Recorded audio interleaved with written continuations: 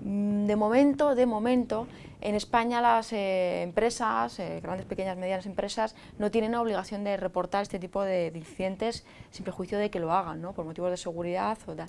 Pero a partir del 2018 sabéis que entra en vigor la normativa, el reglamento europeo de protección de datos y obliga a reportar este tipo de incidentes y bueno, prevemos que va a haber un incremento bastante notable de reportes de incidentes y sobre todo porque al final un incidente en sí, una intrusión, un ataque se traduce en un delito, básicamente en España tal y como está estipulado. Entonces es en esa medida en la que nosotros investigamos ese tipo de hechos.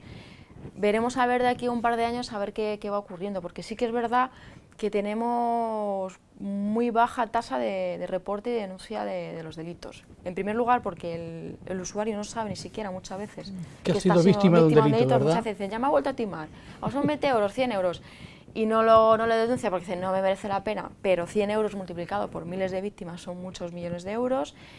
Por vergüenza tenemos también incidentes y digo yo siempre le llamo los espionajes caseros, domésticos, que aunque parezcan a veces de risa, ¿no? El familiar, el entorno doméstico, familiar, las parejas, los compañeros de trabajo, de piso, incluso nuestros hijos, los hijos, instalamos herramientas o procedemos a hacer ciertas prácticas que están dentro o vulneran el delito contra la intimidad, en muchos casos incluso el secreto de las comunicaciones, el estar interceptando determinados mensajes, se dan muchos esos casos, pero no se denuncian porque claro, uno no va nunca, al final se queda todo, se diluye, ¿no? Se solventa en el ámbito familiar. Y también luego pasa que hay muchos también que buscan en internet pues herramientas de ese tipo que son pues para espiar y tal, y que al final acaban siendo estafados, lo típico de, pues no sé, una herramienta que sirve o una extensión que sirve para mirar quién visita tu perfil. Herramientas que al final pues uno sabe que son ilícitas, acaba estafado y se lo calla. Y luego los ataques que reciben las empresas, que sufren las empresas, que al final vemos que se hacen patentes cuando hay una masiva fuga de datos, en este caso el último que hemos tenido, famosa empresa que ya es casi, digamos, que un secreto a voces, ¿no? Que se filtran todas esas cuentas de correo, esos datos bancarios. Como Yahoo, por ejemplo. Por poner un ejemplo, pero bueno, vemos que hay muchísimas empresas estos últimos años que, claro, cuando el usuario ve que su cuenta de correo está expuesta o que las ve en Pastebin publicadas, y no solo las suyas, sino además millones de usuarios, se da cuenta de que algo está ocurriendo. Y todo eso tampoco se reporta, se denuncia, pero no quiere decir que ocurra, así que veremos a ver. Has mencionado, perdona que te interrumpa, has mencionado Pastebin, imagino que uno de los problemas que tenéis también es la intrusión o introducir por parte de hacker el tema de redes anónimas, ¿verdad? Todo tema de redes anónimas, red store. A ver, los cibercriminales usan la red store pues como el que pega un palo en un banco y coge un coche y sale corriendo. O sea, al final es una forma de navegar de forma anónima. O sea, que la gente le da el uso, en este caso, pues para garantizar o procurarse un anonimato. Lo que pasa es que, como yo siempre digo, ¿no? Que la red store no se puede rastrear en sí el mecanismo técnico, ¿no? Lo que es el rastreo de la IP, o bueno, a lo mejor quizá algunos policías en algún momento lo hacen, desde luego es complicado. Pero sí que al final, cuando un ciberdelincuente, un delincuente, comete este tipo de hechos de forma permanente, porque claro, ya lo convierte en su forma de vida, ¿no? Y de, jolín, esto de cometer delitos, de ingeniar un sistema de tal, es tan rentable que al final lo convierte en su forma de vida, ¿no? Y al final, tarde o temprano, va dejando rastros, trazas, ¿no? Trazas que se pueden seguir, no a lo mejor siguiendo las conexiones a través de la red Tor, pero sí a través de correos, como le pasó a William Ulbricht, que era, ¿no? Sí, con Silk Road, que al final lo que le llevó a la detención fue un correo que se cruzó por ahí, creo que de Gmail suyo, se cruzó, y al final eso fue lo que le permitió a la policía. Entonces, cuidado, porque cuando se produce un hecho delictivo, a lo mejor técnicamente es complicado seguir el rastro, pero la actividad que realiza el criminal muchas veces no lo hace solo, y a lo mejor llegamos a él a través de otros usuarios que no toman tantas precauciones. Por lo tanto, no hay que criminalizar estas redes que son tan útiles, pero sí que es verdad que cuanto más dificultades se ponen en el camino, mucho más difícil para nosotros. Muy bien. ¿Cómo iniciáis las investigaciones? ¿Siempre llega a través de denuncias o tenéis alguna otra forma de entrada de datos de las investigaciones que tenéis? Denuncia. Aunque es se suele decir, denuncia, ¿no? claro, tenemos los mecanismos para reportar a través de correos, pueden hacer de forma anónima, formularios, en las páginas web oficiales de policía, etcétera, que los que un usuario de forma anónima pues puede preguntar una duda, puede comentar un caso y decir estoy sufriendo esto o he visto esto en la red, esto es delito, no es delito, pero eso no es una denuncia, es una notificación, es algo que a nosotros nos pueda servir, por ejemplo, pues para recabar datos en torno a algo, saber que algo está ocurriendo, o cuando nosotros pedimos ayuda para identificar a alguien que está o ha cometido un delito en la red, nos sirve a nosotros como fuente de información. Pero desde luego lo que no se puede hacer es reportar o denunciar un delito a través de un formulario. Tiene que hacer necesariamente el usuario acercarse a una comisaría y personalmente, de forma personal, denunciar. Lo puede hacer en cualquier comisaría de España. Luego, dependiendo, nos lo preguntan mucho, ¿yo puedo ir a una unidad central como es la unidad de investigación tecnológica? No, nuestra unidad de investigación tecnológica lo que se encarga es de, salvo casos ya de grave entidad o que tengan una, digamos, un gran número de víctimas, nosotros nos encargamos de coordinar que una denuncia puesta en Algeciras, otra en Valencia, otra en Cuenca, pues todas esas denuncias de alguna forma encuentren un nexo de unión en una unidad policial que pueda darle una entidad a esa investigación y un sentido, porque de nada sirve que un usuario denuncie una microestafa de 200 euros y luego otro aquí, cuando a lo mejor hay miles de ellas en toda España. Entonces, sí que conviene que además se denuncie. Muchos dicen, y esto también lo preguntan mucho, ¿y de qué sirve que son 100 euros? Pues sirve por lo que no es normal, y ahora me acabo de acordar de varios casos que hemos tenido fraudes masivos, en los que una vez que hemos llevado a cabo la investigación, hemos accedido pues a la información de los malos que tenían sus bases de datos, ponen sus bases de datos y sus víctimas. Esto es como una empresa criminal, pero es una empresa. Hemos visto que tenían alrededor de unas 300 y pico mil víctimas durante muchos años, que ha durado la estafa, y solo hemos detectado a nivel interno nuestro en 7, 9, 10 denuncias de 300 y pico mil víctimas. Madre mía. Y luego, ¿qué es lo que pasa? Que el que dice, no, bueno, han sido 1.000 euros, 800 euros, no voy a denunciar. Pues luego, al final, esos procesos judiciales prosperan, se llega a saber quién es el autor y solo se procede a la devolución, en este caso, las cantidades de las personas que han denunciado. Entonces, al final, una persona que ha estafado millones de euros, como en esta estafa que estoy hablando, masiva en toda España, que se llevó, creo que no lo recuerdo ya si fueron 14 millones de euros, tiene denuncias por importe de 20.000 euros. Con lo cual, a lo único que se le condena es a 20.000 euros al pago o costas procesales, pero solo hay 8 denuncias, por lo tanto 20.000 euros. Entonces, al final estamos contribuyendo, no dando a conocer esos hechos, a que los cibercriminales, o los criminales en este caso, hagan de su vida, del crimen un negocio. Y luego, por otra parte, es que si no tenemos denuncias, nosotros, por ciencia infusa, la información no nos llega de la NASA, ni por ondas que se transmiten a través de la luz, ni en sonido. Son datos que deben de llegarnos a través de las comisarías y que si no hay una denuncia, por más que la gente diga que se investiga un hecho, tiene que haber la denuncia, en este caso de las víctimas, o menores, o lo que sea, tiene que haber datos. Yo creo que, bueno, te iba a formular la siguiente pregunta a través del tipo de dificultades que os encontráis, pero me estabas comentando que principalmente es la no denuncia de esos delitos, ¿verdad? Sí. Además, estabas hablando antes una cuestión, y es que en Internet sois uno de los grandes referentes en redes sociales. Las cuentas vuestras de Twitter y de Facebook son de las que más seguidores tienen y habéis tenido muchísima aceptación, ¿verdad?, en redes sociales. Claro, es que a nivel usuario es, en mi opinión, el mecanismo más efectivo para llegar al usuario final y al ciudadano, ¿no? Las redes sociales, ahora quien no tiene Facebook o Twitter, son básicas. Lanzar un mensaje a través de estas redes sociales que tienen millones de usuarios en todo el mundo es algo que te permite llegar en cuestión de milésimas de segundo con un mensaje a muchísima gente, a todo el que te quiera seguir. Entonces, una policía, donde sea, que no aproveche esa potencialidad, ese poder de llegada, de mensaje, de cómo lo cuentas, incluso a cualquiera, que no aproveche ese poder de las redes sociales para hacer llegar su mensaje, para llegar una información, para solicitar la colaboración ciudadana, porque a lo mejor uno no denuncia, pero tenemos 1.000 ojos o millones de ojos, ¿no? Si tenemos en España, pongamos, o en Twitter, no sé, 6 millones de usuarios en Twitter en España o 20 millones de usuarios en Facebook, son 20 millones de ojos los que podríamos tener en la calle a la hora de recibir una información.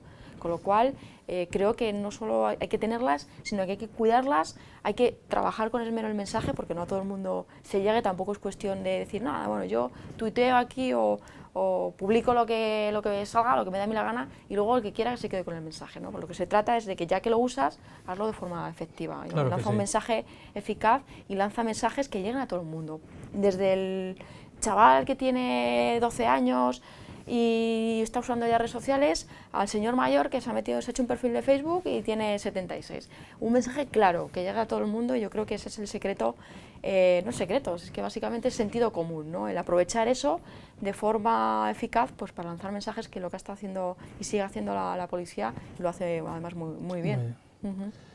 Dada la internalización que tiene Internet, es una red de redes y bueno, tú entras en cualquier página de cualquier dominio, por tanto esto es algo global, mundial. ¿Cómo son las relaciones que tenéis vosotros con el resto de organismos policiales, europeos o mundiales? Pues muy importantes, mucho trabajo para nosotros, yo me quejo mucho de que me mandan fuera, y claro, pero a ver, evidentemente es muy raro que tengamos, como digo yo, delitos autóctonos, salvo en redes sociales, que uno se insulta, o en el colegio se queda en un ámbito escolar o familiar. Es muy raro el delito autóctono dentro de un país. Lo normal es que, por ejemplo, en el caso del CryptoLocker, el ransomware, todas estas oleadas de malware o las grandes organizaciones, el autor no esté en España. Pero no solo el autor, las víctimas, los servidores que utilizan, servidor de control en otro lado, etcétera. El proveedor del servicio. El proveedor de servicios, toda la infraestructura técnica que se utiliza está en otros países. Por lo tanto, de nada serviría tener aquí muy buenos ciberagentes si no tenemos una relación fluida con cualquier policía del mundo. Está claro que no todas las policías están para la labor de colaborar o tienen nuestras prioridades, porque hay policías que dicen, no, a mí esto del cibercrimen me parece muy importante, pero yo en mi país pues tengo otros problemas a nivel político o a nivel policial, otras prioridades que a lo mejor pues, bueno, no me interesa dedicar este tipo de... Pero bueno, nosotros tenemos y hacemos muchísimas reuniones de trabajo que contribuyen a fomentar las relaciones cercanas entre policías a nivel europeo, Europol, a nivel internacional con Interpol, grupos de trabajo constantemente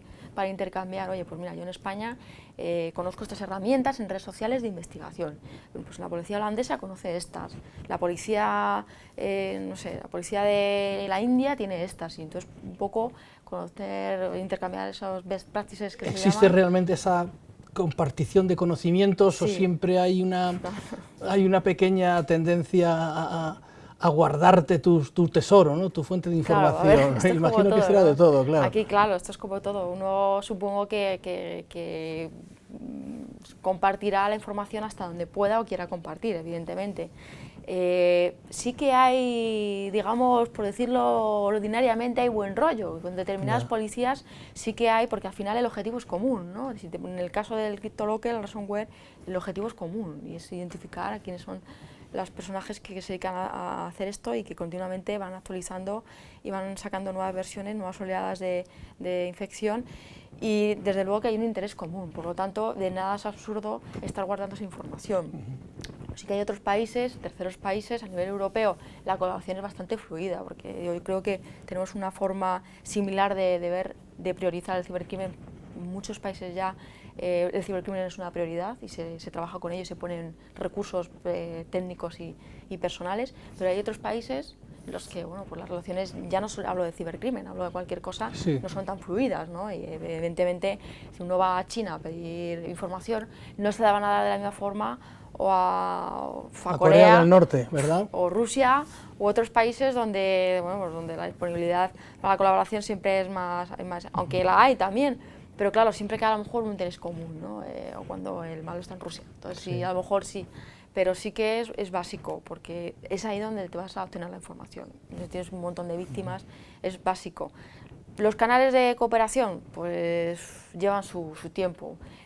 Ya nos cuesta a nosotros, muchas veces aquí en España, saber dónde no se ha interpuesto una denuncia y juntar y hacer digamos, una causa conjunta con un montón de estafas, cuando no digo ponerse en común con la policía alemana y los escritos y tal. Sí que hay, a veces echamos de menos, sobre todo los policías operativos que estamos ahí en la arena, sí que echamos un poco de menos que establecer canales más fluidos, no tan protocolizados, no tan formales en cuanto a escritos, intercambio de información, las famosas comisiones rogatorias internacionales, estas de que es que, bueno, 6 meses, un año, yo creo que estas mentalidades tienen que cambiar, tienen que establecerse una ventana, por ejemplo, única a nivel internacional, que lo hablábamos, a nivel internacional donde haya, no sé, en cualquier país europeo o a nivel internacional, un policía de cada país y que yo pueda mandar una petición y ese policía se lo pueda mandar y eso sea cuestión de horas, sin tener que tenga que pasar por un, no sé, por un policía, una autoridad judicial, otro judicial, otro policía y eso te lleva meses. Estamos hablando de cibercrimen, tenemos que buscar otros cauces, no podemos estar variando la perdiz porque ese tiempo que pasa, yo hablo en este caso de fraude, de malware, pero podemos estar hablando de víctimas abusadas. Sí. Sin embargo, en el caso de víctimas abusadas o en casos menores o de explotación sexual, online estos cauces son más rápidos. Las direcciones IP de colaboración de Estados Unidos cualquiera llegan están más concienciados claro, de la velocidad con la que se tiene que transmitir por supuesto, todo. Y se hace porque tiempo que pasa, menos que están siendo abusados y oye, cuidado con esas cosas, ¿no? Pero yo creo que al final hay que tratar con la misma celeridad todo tipo de delitos, no decir, no, esto es grave, esto no, y esto lo dejo aquí 7 meses, porque bueno, al final estamos dejando que el criminal campe a sus anchas, ¿eh? Estabas hablando de las colaboraciones que tenéis básicamente, o principalmente, mejor dicho, con la policía europea y con el mundo de Latinoamérica. ¿Tenéis colaboraciones sí. menos puntuales? Imagino que en menor grado, claro, que con Europa. Bueno, a ver, en Europa está más cerca, yo tardo 2 horas en llegar a La Haya, entonces, bueno, pues siempre, y aparte que Europol es una institución que tiene mucha trayectoria, ¿no? Pero ahora, de hecho, estamos en septiembre, en junio recibimos una delegación de miembros de Ameripol, de representantes de todas las unidades de cibercrimen de Ameripol. Y la verdad es que ahora estamos potenciando, vamos a seguir en ese camino y creo que estamos empezando también ya a establecer lazos más cercanos y digamos a intercambiar de la misma forma que lo hacemos con los compañeros de Europa o de Interpol, con los compañeros pues del ámbito Ameripol, que además es cada vez más frecuente y bueno, además tenemos esa ventaja, ¿no? Que es la cuestión del idioma, que a veces en inglés, nos pasa en las reuniones cuando uno explica una operación o explica modus operandi y lo explica en inglés, uno suda allí, ¿no? Diciendo, porque te quedas un poco, pero exactamente con este término, ¿qué quieres decir? Y cuesta, ¿no? Nosotros no llevamos los policías traductores allí, ¿no? Claro. No llevamos cascos ni nada, allí va el policía y hace lo que puede y da lo que puede en inglés, pero sí que, por ejemplo, al tener en ese sentido una cercanía en cuanto al idioma, todavía nos permite mucho más claro. Intercambiar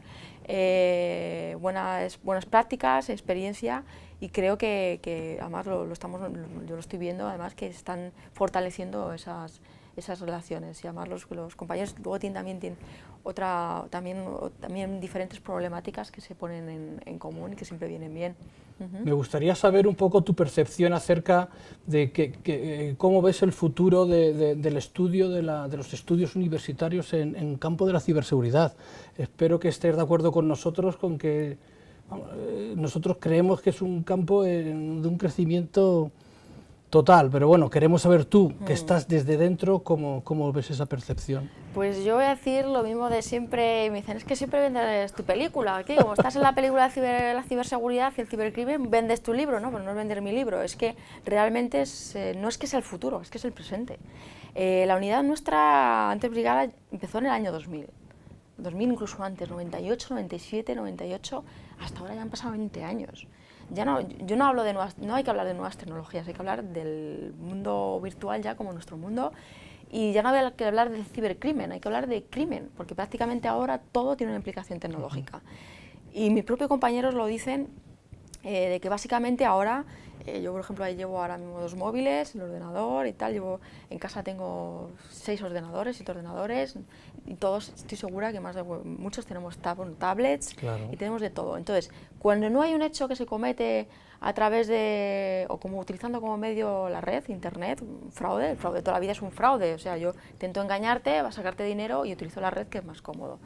Hablamos de, por ejemplo, en mi caso, nuestra sección ahora, cada vez tenemos muchísimo más trabajo porque mis compañeros de UDICO, de drogas, antidrogas, de blanqueo de capitales, de delitos contra las personas, robos, homicidios, secuestros, tienen una implicación tecnológica. Es decir, el malo, el narcotraficante, lleva 15 móviles encima. 15 móviles. Y además cambia de móvil como igual de rápido y cambia de billete de dinero y cambia de chaqueta. Y luego además esa información la almacena en una tablet o un ordenador. Por lo tanto, esa información hay que saberla, cómo extraerla, cómo interpretarla. Luego la información es poder. La información ya está en la red. También la información está en las personas, pero hay muchísima información que está en la red o que proviene de elementos informáticos o tecnológicos, como es el Internet de las Cosas. Este reloj ahora mismo está dando información y aquí tengo muchísima información. Y esos estudios de la información que saca mi teléfono en cuanto a mi pulso, los kilómetros que hago, etcétera. ¿Por dónde vas corriendo? El Big Data famoso, el Internet de las Cosas, en fin. Todo tiene implicación tecnológica y básicamente ahora el que no sepa lo que es una dirección IP, el que no sepa la implicación que tiene la ciberseguridad, el que no sepa de qué estamos hablando cuando hablamos de qué consta o cómo funciona un teléfono móvil y que las aplicaciones cuando las descargamos implican tema de protección de datos, o sea, las web, es que es todo. Entonces, por un campo u otro es muy amplio, no digo que la gente se quiera investigar cibercriminales y a quitarlos del medio, pero el tema de protección de datos, temas digitales, Internet de las Cosas, Big Data, normativas, es que derecho tecnológico, cualquier cosa, ciberseguridad, incidentes, protección de infraestructuras, todo está tecnificado y por lo tanto yo creo que debería ir a la par, ya, independientemente de lo que uno se quiera especializar, la formación tecnológica debería ir a la par.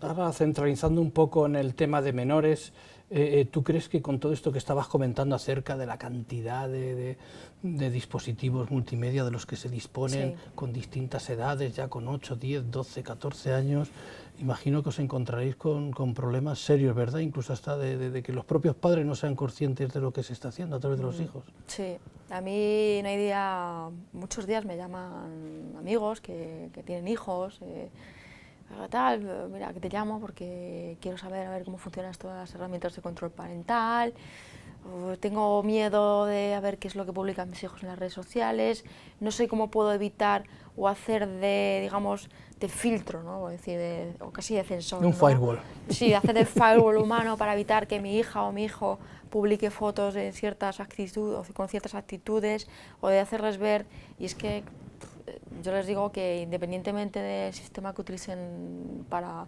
controlar a los hijos, no hay nada también como la concienciación de los propios hijos, decirles no de tener un perfil secreto o hacerte amigo de tu hijo en el Snapchat para ver qué fotos publica, sino de hacerle ver, aparte de eso, por supuesto, hacerle ver que las fotos que publican en Snapchat tienen unas consecuencias y por supuesto si lo publica en determinada forma es peor todavía. Entonces, la verdad es que para los padres está siendo una preocupación porque además los hijos cada vez saben más tecnología y a mí me dicen, no, pues que ya no es que no pueda saber lo que hace, es que además me cambia toda la contraseña todos los días, los niños ya cambian la contraseña del PIN todos los días de acceso porque su madre lo ve o sabe cuál es y cambian todo, hay niños que, llegas a saber, niños que cambian la contraseña todos los días para evitar que su padre o su madre accedan a ese contenido.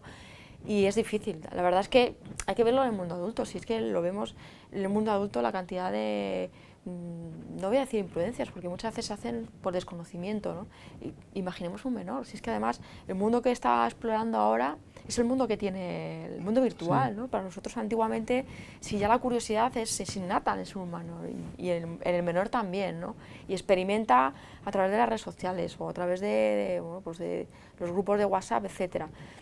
El problema es que es eso, claro, antes había un ámbito más reducido y ahora es que, claro, esa experimentación se hace ante millones de usuarios y o a lo mejor explorando o mirando en internet con acceso a webs que no debería o contenido que no debería. Entonces, yo creo que deberían no solo los padres, es que no solo es el trabajo de los padres, es el trabajo del sistema educativo que tenemos, los colegios, todos, el entorno que les rodea no es un problema de los padres ni de los hijos, es un problema de todos los que están ahí en el día a día de los menores y no sé, y luego muchas veces es que los padres tampoco saben realmente lo que hacen, ¿verdad? No lo que hacen o lo que es delito, ¿no? Yo muchas veces les digo, bueno, vamos a ver, Sí, yo quiero controlar a mi hijo, quiero... pero exactamente qué es lo que quieres controlar.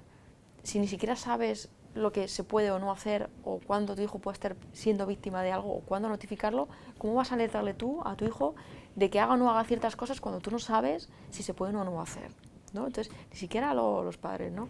Y luego pues tenemos los que siempre recurren a dejarle al hijo la tablet o el móvil para que se entretenga Y que bueno, no de pues guerra, ¿verdad? claro, es inevitable, pero yo creo que no es un problema de los padres, es un problema a más niveles y creo que debería haber una concienciación, yo siempre digo una asignatura desde que son pequeños, porque ya un niño de 6 años maneja mejor un móvil que muchos adultos los que estamos aquí.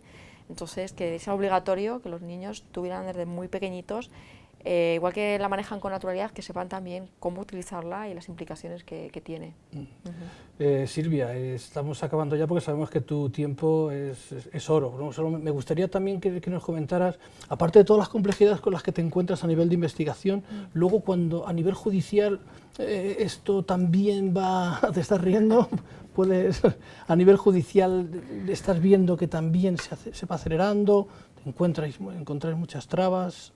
Cuéntanos. No trabas, es que como todo necesitamos un proceso de adaptación y el sistema judicial también lo necesita. Y a veces no es un problema de leyes, ni de cómo se aplican, ni de intentar censurar, ni que todo sea delito, sino muchas veces de, por ejemplo, lo que decíamos de las comisiones rogatorias internacionales, que son un mecanismo para intercambiar información o para solicitar información en otras jurisdicciones, en otros países, que lo que no puede ser es que tarden 6 meses en tramitar esas cosas cuando se podría hacer en un día. Entonces, yo creo que esto es una cadena, esto es una cadena de montaje.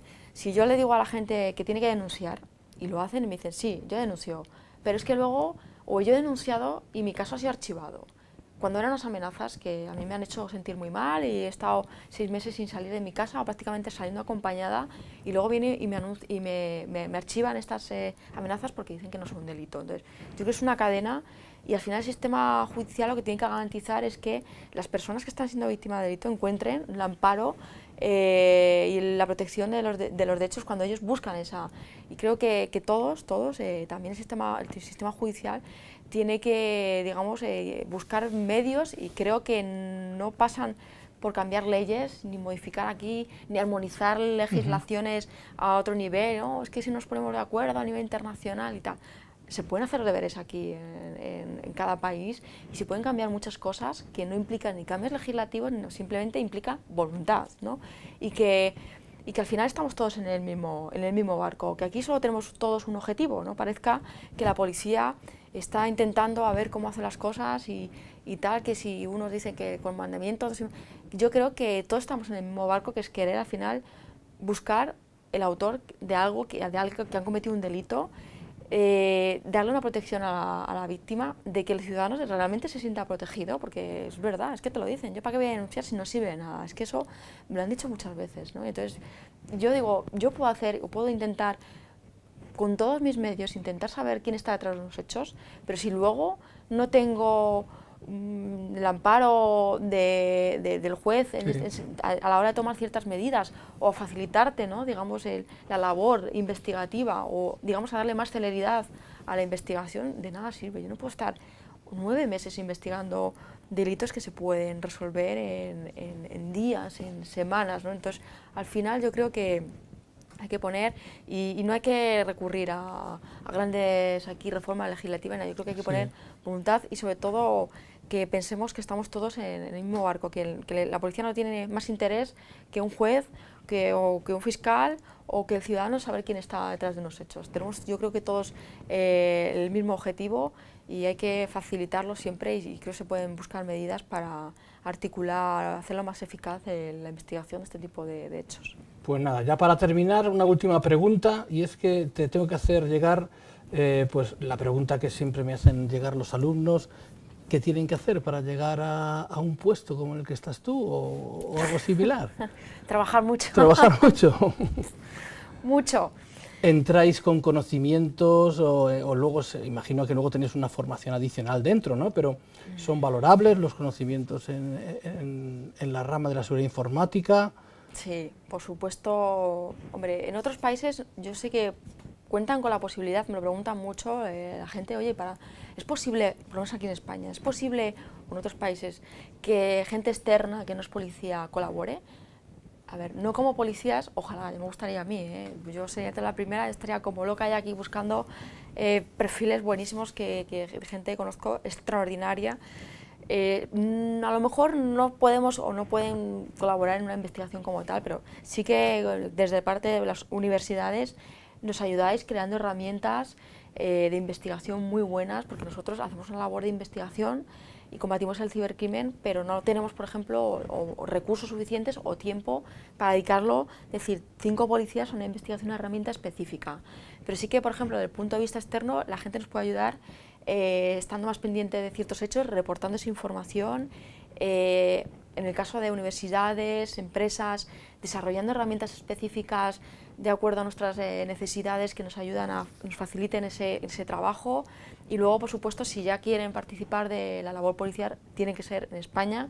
Policías, no contamos con la posibilidad, en ese caso, como en Alemania, por ejemplo, también, ¿no? de incluir dentro de equipos de investigación, empresas y tal. Nosotros, en ese sentido, no podemos, obviamente, por motivos de seguridad, pero sí que tienen que ser policías. Y luego, por supuesto, que cuanto más conocimientos en ciberseguridad o ingenieros de informática, telecomunicaciones, cualquier perfil, cualquier persona que tenga un máster o que es específico, incluso personas que tienen psicología, sociología, porque el cibercrimen no solo se combate desde el análisis forense y una edición IP. Muchas veces tener conocimientos en psicología, por ejemplo, el tema de menores, hay que tener mucho cuerpo para ver ciertas cosas, para intuir los movimientos de un criminal. Todo es valorable, pero por supuesto los conocimientos en ciberseguridad ahora son básicos. No va a haber nadie en nuestra unidad que entre a investigar diciendo que es una dirección IP o que es un ordenador, básicamente, ¿no? Entonces hay que tener conocimientos, cuanto más mejor, cuanto más preparada está una persona. Y sobre todo es importante, que hay gente que dice, no, yo he estudiado la carrera de informática y yo ya soy informático y yo ya soy de ciberseguridad. Pues no. Se aprende hay mucha gente autodidacta, que es brillante, que hay gente que dice, no, bueno, tal, que se molesta también en aprender, en estar completamente actualizado. Este mundo exige mucha actualización, no vale que yo, en mi caso, por ejemplo, que entré en la universidad hace 9 años ya, hiciera un curso y ya está. Hay que estar constantemente porque, oye, Sí. esto que ha pasado a esta empresa, y esto que ha salido nuevo, y este modus operandi nuevo, y esta versión de malware nueva, o esta herramienta, o nueva actualización del iPhone, cómo se está la información. O sea, es constantemente una actualización y hay que estar día a día y sobre todo especializarse también, Sí, bueno sí. decirlo, que yo, por ejemplo, pues no sé de cosas muy concretas, de otras cosas no sé tanto, y hay que especializarse porque esto es inabarcable. Aquí el que sabe forense no puede saber de otras ramas de la ciberseguridad. Entonces recomiendo también, aparte de tener una base importante de ciberseguridad, especializarse en los diferentes campos que hay y sobre todo en ese campo ser el mejor. De cuando nació informática en los años 70 como una rama de las matemáticas a lo que hay ahora, ¿verdad? Esto ya ha evolucionado muchísimo. Bueno, pues Silvia, muchísimas gracias por haber estado aquí, ha sido un placer tenerte y bueno, gracias a todos vosotros por haber estado ahí. Espero que hayáis disfrutado con una charla súper interesante a cargo de Silvia Barrera, inspectora del Cuerpo Nacional de Policía. Muchísimas gracias a todos.